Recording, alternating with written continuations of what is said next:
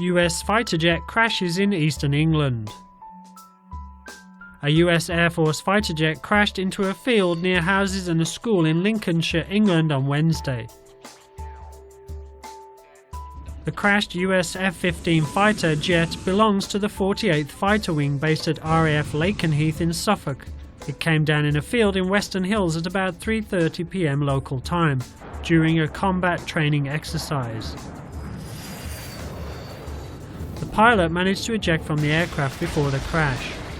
Witnesses said the plane went straight into a field near houses and a primary school. The pilot escaped with very minor injuries. It is unclear what caused the plane to crash.